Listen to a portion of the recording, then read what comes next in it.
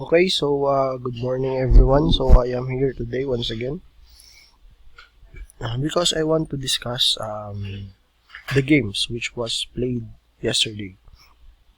It was a tournament from Antique Chess Society, and there are some players that was invited during that event, and of course the tournament was fun, and it was topped by Nikola, or in the person of Mr. Anthony Mosqueda.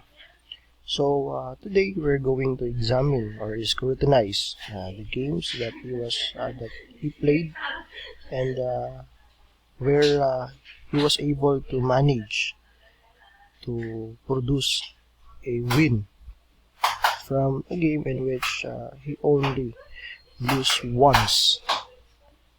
Of course, I was able to beat him during the last game. I don't know if that game was scripted, or mm, maybe, or I was able to crush him with finesse fashion in that game because he entered in my pet line, which is the Queen's Gambit accepted.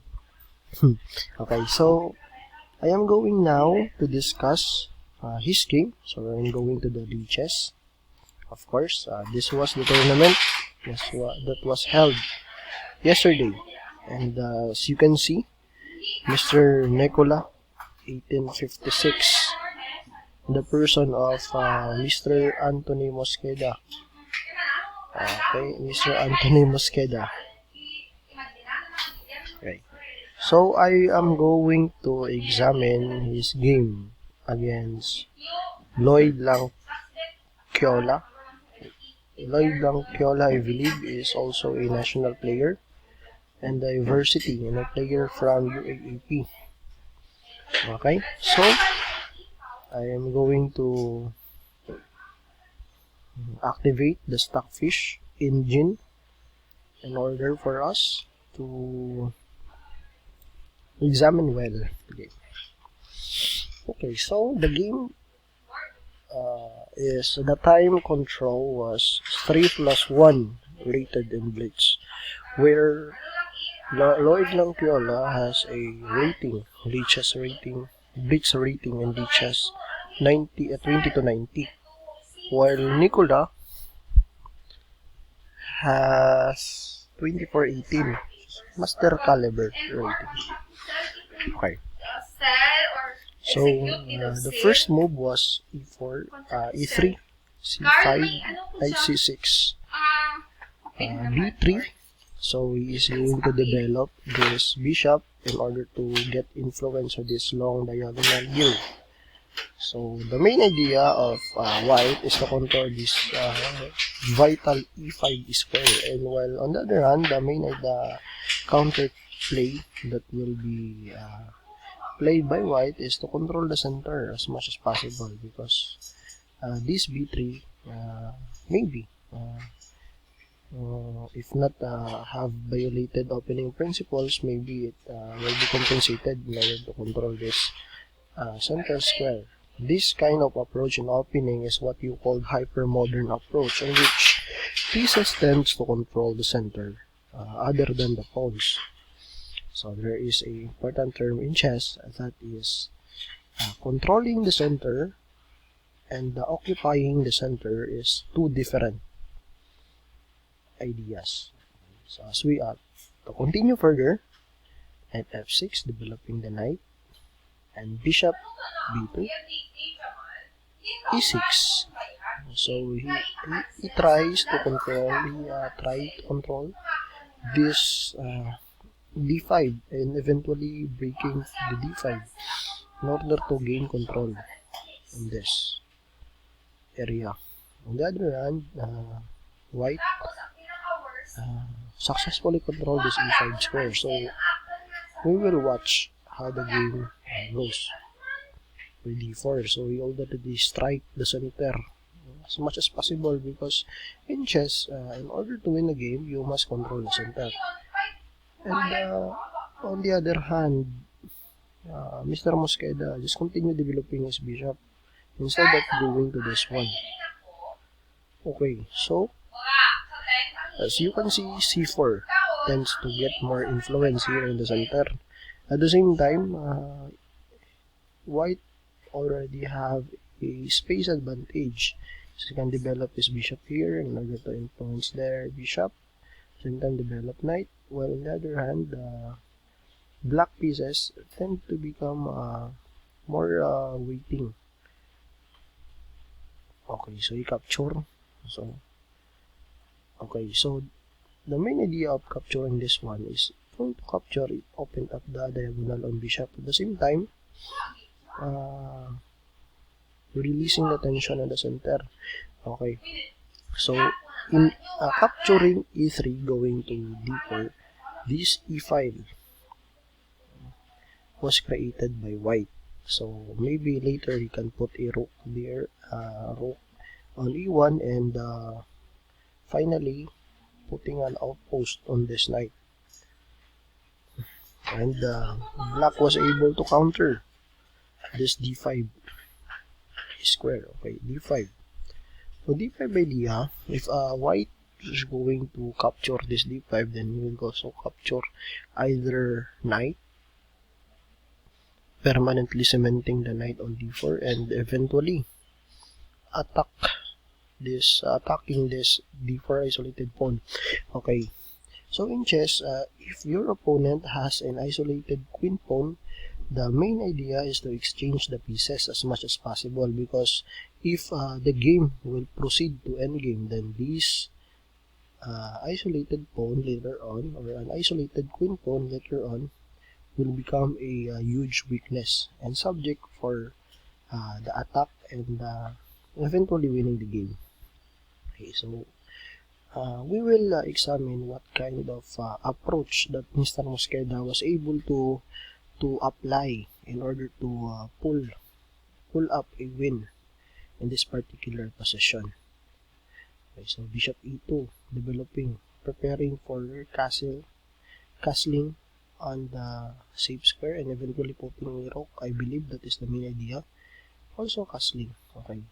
It is important to note that this bishop has no play, or is passive. It's because of this wall, and this bishop tends to become a bad bishop. On the other hand, white have a undeveloped knight in this position. So we will evaluate the position. White successfully controlled the center on e5, while on the other hand, black also successfully managed to control the e4 square. But as a result, this black bishop tend to become more ineffective, I believe. Okay, so castle also. b6, preventing c5. Okay, knight e5 is going to jump his knight, but this move, I believe, is a weak move. Why? It's because it is basic in the opening principle that do not move your pieces twice in the opening. In this game, instead of moving this knight in order to control the important central square, which is one of the principles in the opening, white jump his knight prematurely on e5. So we will deal with this one on how black managed to exploit this positional error.